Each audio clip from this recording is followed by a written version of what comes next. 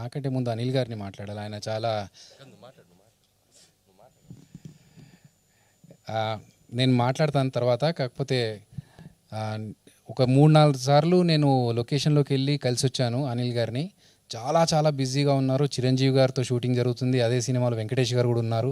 So ఇద్దరు super స్టార్లను పెట్టుకొని ఆయన చాలా బిజీ స్కెడ్యూల్లో ఉన్నా కూడా నేను ఇలా ఉంది మనకు ప్రీ రిలీజ్ లాగా మనం ఒకటి అనుకుంటున్నాం చిరంజీవి గురించి అనగానే ఆయన టైం స్పెండ్ చేసి గెస్ట్ లాగా కాకుండా ఫ్రెండ్ లాగా మాట్లాడు.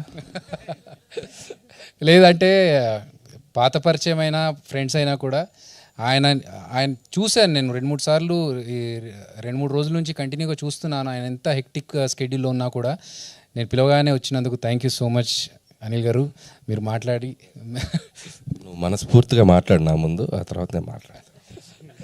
సరే. సో నేను 23 సంవత్సరాల నుంచి ఇండస్ట్రీలో ఉన్నాను.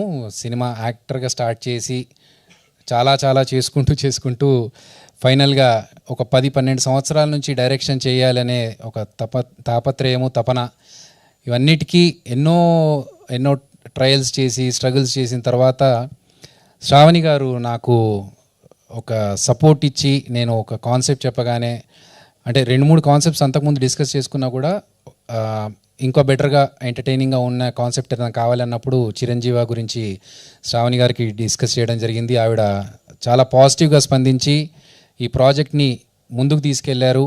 అండ్ అలాగే శ్రీనివాస్ గారు, ఆయన ఆహా తరఫు నుంచి మా ప్రాజెక్ట్ని సూపర్వైజ్ చేస్తున్నా కూడా more than anything he has become a good friend.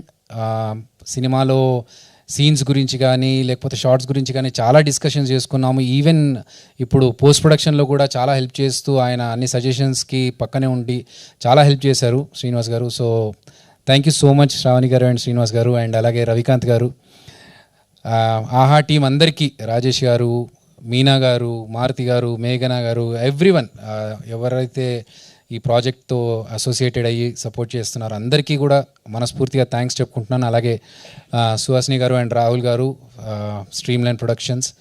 ఈ సినిమా కోసం చాలా కష్టపడ్డాము. అవన్నీ ఇప్పుడు చెప్పుకుంటూ పోతే చాలా టైం తీసుకుంటుంది.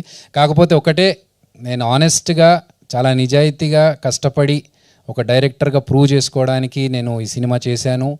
అండ్ ఒక కాన్సెప్ట్ కొత్తగా ప్రజెంట్ చేయాలనే ఉద్దేశంతోనే ఈ ఏజ్ మీటర్ కనిపించేది అనేది హీరోకి ఒక పవర్ లాగా పెట్టాము. సో ఈ ప్రయత్నం మీ అందరికీ నచ్చుతుందని మనస్ఫూర్తిగా ఆశిస్తున్నాను.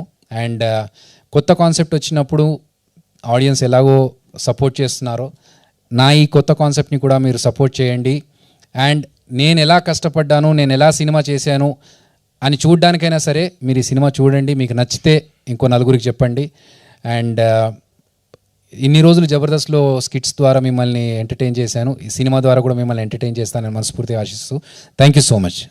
అనిల్ గారిని మాట్లాడాల్సిందిగా కోరుతున్నారు.